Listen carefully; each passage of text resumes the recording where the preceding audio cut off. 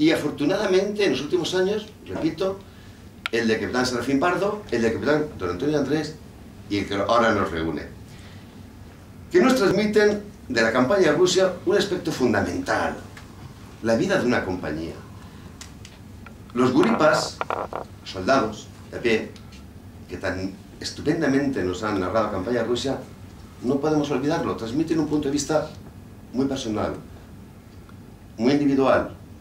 En muchas ocasiones un fusilero, un artillero, un zapador prácticamente no sabe a lo que está ocurriendo más que lo que se ve desde su pozo de tirador. Es un capitán el que tiene una visión ya más amplia del fenómeno. En cambio, cuando el testimonio pasa a ser de un comandante, de un coronel, quizá ya está demasiado alejado de la realidad de los combates, del frente, como para que sea un testimonio que emocione. Por eso, para mí, no es casualidad que este libro me interesara tantísimo y que, bueno, me han dicho que ayude un poquitín. Hice 4 o 5 notas. En general, cuando escribía, ponía con toda naturalidad Fräulein, ¿no? Pues mis correcciones son poner, atento, se refiere a Fräulein en alemán castellanizado. Esas son mis modestísimas aportaciones al libro, ¿no? Este libro, además, tiene, con respecto a estos otros dos, otros datos a su favor, que subrayan su importancia. El primero es que don Serafín Pardo o don Antonio Andrés llegan a su compañía o a su batería cuando ya está formada. Se hacen cargo de una unidad que ya está formada, que ya tiene su funcionamiento, que ya tiene su mecánica, ¿no? En cambio, don Guillermo es el hombre que forma la compañía, que la crea, ¿no? Que la moldea y además la lleva al combate, ¿no? Eso para mí es un valor muy importante. Otro valor no menos a subrayar es que sea un libro de zapadores. Esto don Luis Togores no lo ha marcado antes, ¿no? La división española, la división azul, es una división de infantería. Pero hay artilleros, hay zapadores, hay transmisiones, hay sanidad, hay intendencia. Y muchas veces estos otros enfoques, estas otras perspectivas nos faltan, ¿no? En este sentido, no voy a insistir porque don Luis Togores ya lo ha subrayado, ¿no? También quiero, pero no voy a insistir mucho en eso porque en este caso ha sido don Agustín el que me va a ahorrar extenderme, en la sencillez y humildad con que se narra los hechos de la compañía, ¿no?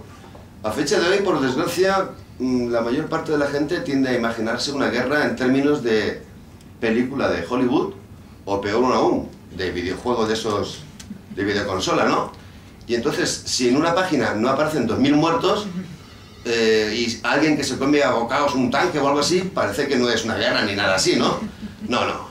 El libro este nos demuestra la guerra de verdad, los combates de verdad, ¿no? No de esas proezas tipo Rambo, que no existe más que en el celuloide, ¿de acuerdo?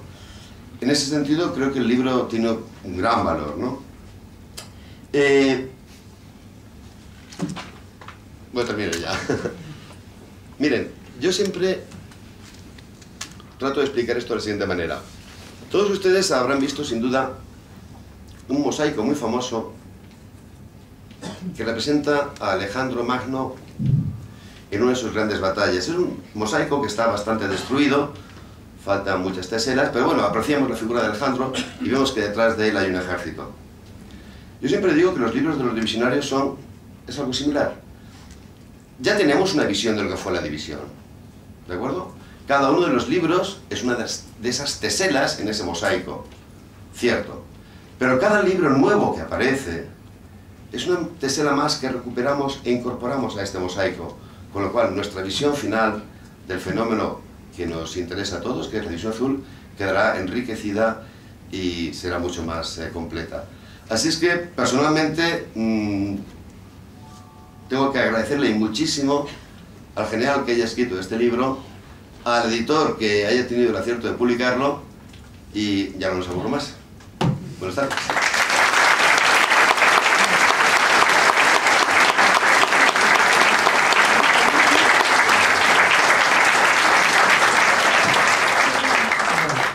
llegado la hora, el momento más importante, que es el momento que hable el autor, que en este caso va a hablar su hijo, pero bueno, es la voz de su padre, por lo cual estamos escuchando en general.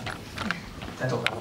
Bueno, a mí lo que me ha tocado, en principio lo más fácil, que es dar las gracias a todos los que han intervenido, pero darlo en nombre de mi padre ya es más difícil, ¿no? En primer lugar, pues tengo que agradecer al presidente general que ha descrito claramente, que se ha leído el libro hasta la última página y no ha dejado una anotación de las cosas más interesantes que en él se detallan, y con él tengo el orgullo de compartir el ser hijo de visionario, ¿no? Luego a don Carlos Caballero, que desinteresadamente ha hecho una revisión para verificar que no había ningún dato erróneo ni ningún problema con alguna de las, sobre todo con los soldados que en el frente a lo mejor se daban por heridos, pues luego él sabía si habían perecido en un hospital o no, y detallando aspectos pues de esa precisión, ¿no? Y aunque no está en la mesa don Luis Valiente, que es el editor, que es el que ha causado que estemos aquí todos, provocando el que una cosa que mi padre la escribió con carácter prácticamente familiar, pues nos animó a que fuera de amplia difusión, y nos convenció para que se publicase con carácter general, ¿no? Profesor Togores, que además de cedernos el lugar tan magnífico para tener la presentación, pues es un ponente que conoce a fondo la división, tiene libros editados sobre ella y por lo tanto pues sabe de todo lo que hemos estado hablando pues con la mayor precisión también. También quiero agradecer especialmente la asistencia de algunos divisionarios y muchos familiares de divisionarios. Supongo que a los divisionarios pues les ha traído recuerdos imborrables de su pasado por la División Azul hace ya muchos años en su lejana juventud, y a los familiares pues también agradecer a muchos amigos nuestros y de la familia que bueno, pues han querido participar en la presentación del libro de mi padre, y que a lo mejor hacía muchos meses o años que algunos de ellos no les veíamos, y que ha significado una oportunidad para poder agradecérselo en persona, ¿no? Y ya para, digamos como anécdota para a Mingote, que con su chiste del año pasado en el ABC, en el cual un nieto le preguntaba: ¿pero tú has estado en la División Azul? Si eso no existe, dice que no. Pues provocó que mi padre escribiese por primera vez en su vida un periódico al director del periódico diciéndole cómo él sí había estado allí y estaba orgulloso de contarlo, y le dio motivo a Luis Valiente para seguirnos la pista, y convencernos de trabajar en la revisión y darnos la oportunidad de estar hoy todos aquí con esta presentación. Muchas gracias a todos.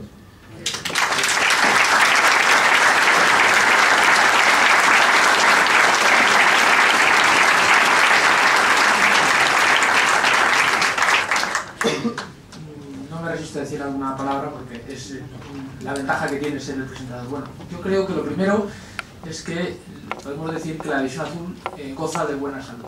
Es decir, antes comentaba con el general que a pesar de que ha salido algún libro de historia, por no llamarlo de alguna manera, por no llamarle libelo, la verdad es que el peso abrumador está a favor de los divisionarios. Estamos en el 70 aniversario, que estamos todos celebrándolo. Ven ustedes ahí el logotipo, idea de mi amigo Luis Valiente, que es uno de los promotores de esta idea. Y la verdad es que yo cuando estaba pensando la presentación de esta tarde, pues hacía un poco de repaso, mucho menos conocimiento que el que tiene Carlos, porque Carlos la verdad es que la cosa es impresionante, pero de la cantidad de cosas que están surgiendo sobre la división, incluso de cosas que no son estrictamente libros. Hace poco apareció una película que puede ser cuestionada, pero por primera vez, donde los divisionarios no son malos, malísimos, cosa que llama mucho la atención. Veremos a ver otra que se está haciendo. Han salido algún programa de radio que se puede escuchar por internet, La Isla del Guripa, donde Carlos participa asiduamente. Han salido, bueno, muchísimas cosas. Y yo creo que la verdad es que todo esto testimonia, primero, el impacto histórico de la División Azul. Segundo, evidentemente, el protagonismo incuestionable de todos los que allí estuvieron. Probablemente son los que vivieron y los que también murieron, digamos, protagonistas de un hecho sin lugar, único y singular, que muy pocas veces se produce en la historia de la humanidad, y afortunadamente muchas veces se produce en la historia de España, porque, como decía un historiador inglés, es que el problema de los españoles es que tenemos una historia tan rica y tan importante que al final nos parece normal, pero no es normal. Entonces yo creo que todo esto que estamos viendo en la División Azul es, digamos, motivo de sentirnos orgullosos, primero por la división, pero luego por ser españoles, digamos, como diría el general Muñoz Grande, de padre, no hijo, de estar orgullosos de nuestra raza. Yo creo que es importante. Y luego una cosa que, leyendo el libro del general y escuchando a Carlos, me venía a la cabeza. Yo soy la oveja negra de mi familia. Soy el único que no soy militar. Mis abuelos, mis padres, mis tíos, mis primos, todos son militares. Soy el único. He nacido historiador. Bueno, siempre me miran con desprecio y con razón. Pero bueno, ¿qué lo vamos a hacer? Cada uno sabe como puede.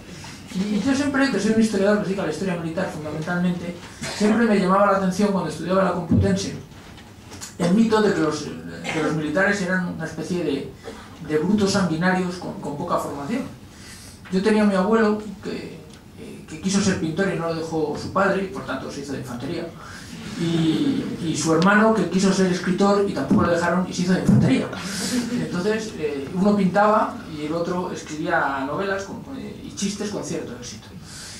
Y luego al final uno llega viendo el libro del general Díaz del Río, como los militares son realmente uno de los grupos intelectuales más importantes de la historia de España. Y cuando uno lee estos libros, unos libros también escritos, que dan tanta información, que literariamente tienen valores, uno dice, hemos estado durante años escuchando tonterías y la verdad es que, porque nadie las ha querido rebatir. Probablemente ahora tenemos suficientes argumentos que nos da la División Azul, como antes también teníamos, para rebatir todo esto.